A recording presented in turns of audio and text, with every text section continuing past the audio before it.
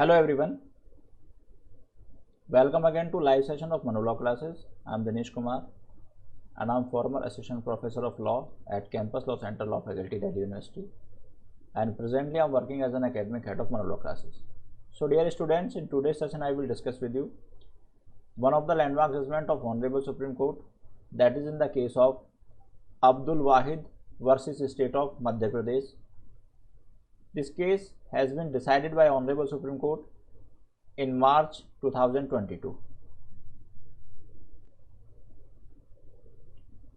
Before moving to the main discussion part, there are some important announcements for all of you. Admissions are open at Manulaw classes for upcoming batch of 1 year and 2 year course program, including the crash course for the examination, which will happen on the 19 June 2022, and all of you may get yourself enrolled with us. For more information, you can dial the given number, that is 9971444054. Dear students, the date of CLAT examination 2022 has been extended and now it's 19 June 2022, and the date of CLAT examination 2023 is 18 December 2022. So prepare yourself accordingly and wish you all the best. So now we come to the facts of this case. So what happened in this case? This present appeal was filed by the appellant Abdul Wahid, and in this case what happened? The truck of appellant, means the truck of appellant Abdul Wahid, was having 17 cow potency, and this truck was intercepted by the police and 4 accused persons were arrested by the police under different sections of MP Prohibition of Cow Slaughter Act 2004, like section 4, section 9 and section 11 subclause D of the Prevention of Cruelty to Animals Act 1960.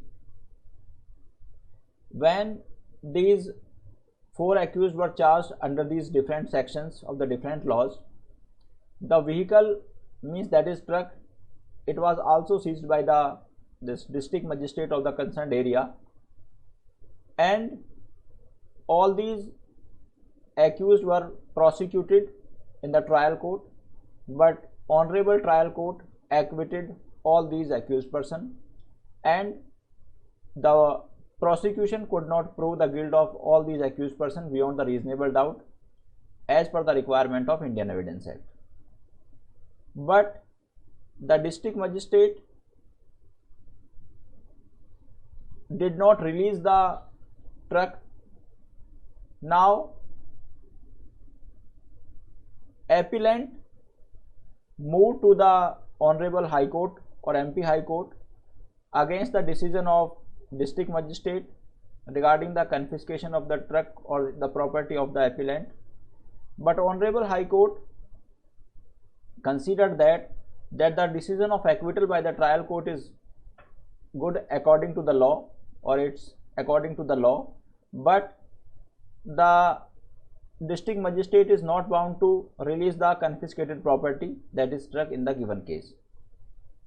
Honorable High Court gave the reason that the 2 proceedings, means one proceeding before the trial court and second proceeding before the district magistrate, these are the 2 proceedings before the 2 different forum, and the decision of the trial court, means the decision of acquittal of the trial court, will not affect the decision of the confiscation of the property by the district magistrate. So if the accused have been acquitted by the trial court, it does not mean that the district magistrate should also release the truck or the confiscated property. So against the decision of Honorable High Court, appellant moved to Honorable Supreme Court in the present appeal, and the main issue before Honorable Supreme Court were 2, and the issue number 1 was that whether the decision of district magistrate to confiscate the property of the appellant is legally valid, means whether district magistrate, क्या district magistrate के पास ये right था कि वो उनकी property को legally confiscate कर सकते थे, जबकि वो प्रॉपर्टी उस ऑफेंस में सारे एक्यूज्ड को एक्विट कर दिया गया कोर्ट ने। तो बेसिकली अगर उन एक्यूज्ड को कोर्ट ने एक्विट कर दिया है, इसका मतलब ये हुआ कि कोई ऑफेंस कमिट नहीं हुआ, और अगर कोई ऑफेंस कमिट नहीं हुआ तो किस आधार पर डिस्ट्रिक्ट मजिस्ट्रेट ने उस प्रॉपर्टी को कन्फिस्केट किया। So this was the first legal issue. Second was that whether confiscation of property even after the acquittal in a particular case amount to the violation of the right to property under article 300A of the Constitution of India. So dear students, दूसरा question ये था कि अगर कोई accused person equity हो गए हैं और उसके बाद भी डिस्ट्रिक्ट मजिस्ट्रेट उस प्रॉपर्टी को कन्फिस्केट करता है और रिलीज नहीं करता है, तो क्या ये राइट टू प्रॉपर्टी का वायलेशन होगा, which has been given under article 300A of Constitution of India. So dear students, earlier right to property was a fundamental right, you may be aware. Right to property was fundamental right under article 19(1)(f) of Constitution of India, and it was changed from the category of fundamental right to the constitutional right by the 44th Constitutional Amendment. So now it is only a constitutional right under article 300A. So these were the two issues before the Honorable Supreme Court. Now we come to the contentions of both party, and first of all I am taking the contention of the petitioner. So in this case, petitioner raised the following three contentions. Contention number one was that the act of district magistrate is not according to law, because if all accused person have been acquitted by the court, then district magistrate does not have the power to confiscate the property of the appellant. Means appellant ने ये कहा कि अगर सारे accused को honourable court ने, honourable trial court ने equity कर दिया है, इसका मतलब क्या है कि उन्होंने कोई ऑफेंस नहीं किया, और अगर उन्होंने कोई ऑफेंस नहीं किया तो डिस्ट्रिक्ट मजिस्ट्रेट ने किस आधार पर उस प्रॉपर्टी को कन्फिस्केट किया। This was the point.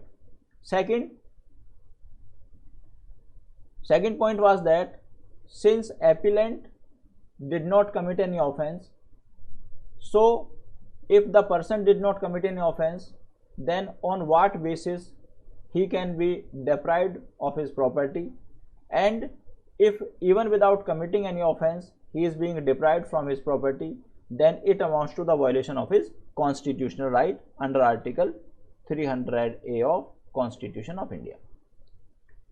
Third contention was that in this case, or in this contention, appellant referred to the decision of Honorable MP High Court in the case of Nitesh son of Dhannalal versus State of MP.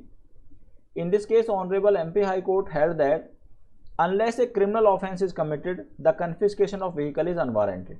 Means vehicle केवल तभी confiscate किया जा सकता है जब किसी case में कोई क्रिमिनल एक्ट हुआ हो या क्रिमिनल ऑफेंस हुआ हो। अगर किसी मैटर में कोई क्रिमिनल ऑफेंस ही नहीं हुआ है तो उस केस में उस पर्सन की प्रॉपर्टी को कन्फिस्केट करने का कोई राइट नहीं है। So these were the three contentions on the part of petitioner, and now we come to the contentions of the respondent. So what happened in this case? The first contention on the part of respondent was that since the act of district magistrate is according to law, so he did not violate the right of anyone. So basically why the respondent is saying that the act of the district magistrate is according to law. So basically the law authorized the district magistrate that he can confiscate the property which has been involved in the commission of an offence. So if the act of the district magistrate is in accordance to the law, then it is not illegal. तो district magistrate के पास ये right है कि वो law ने उसको authorise किया है कि वो किसी प्रॉपर्टी को जिसके संबंध में ऑफेंस हुआ है उसको कन्फिस्केट कर सकता है. सेकंड कंटेंशन ये थी कि जो दो प्रोसीडिंग्स हैं, one proceeding was before the trial court जिसमें एक्यूज को एक्विट किया गया, and second proceeding was before the district magistrate. ये दो प्रोसीडिंग है जो दो डिफरेंट फोरम के सामने है, one before the trial court and other before the district magistrate, and the decision of trial court means the decision of acquittal of the trial court will not affect the decision of confiscation of the this district magistrate.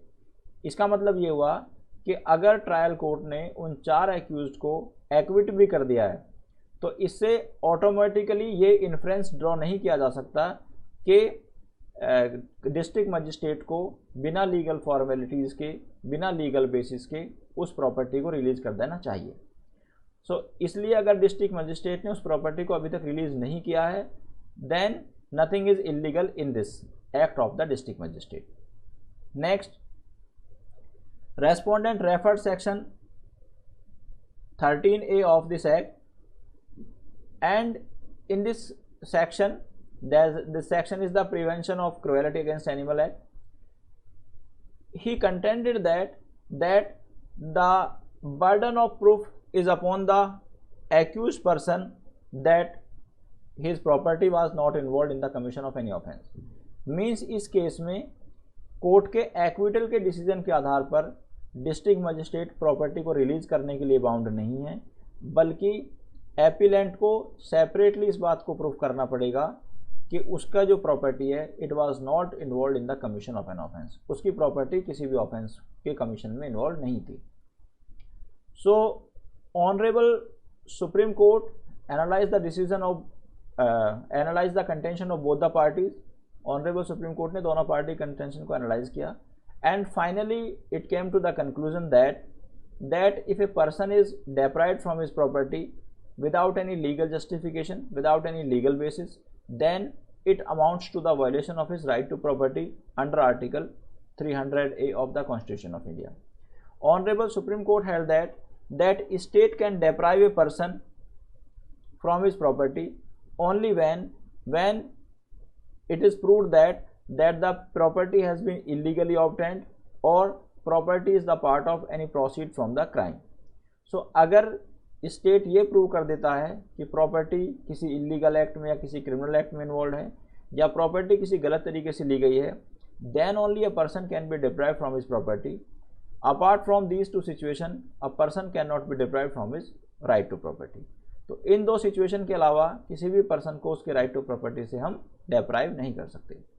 Second, इस case के if you come to the fact of this case, in this case honorable court reiterated that or observed that the commission of an offense is one of the requisite ingredients to confiscate the property.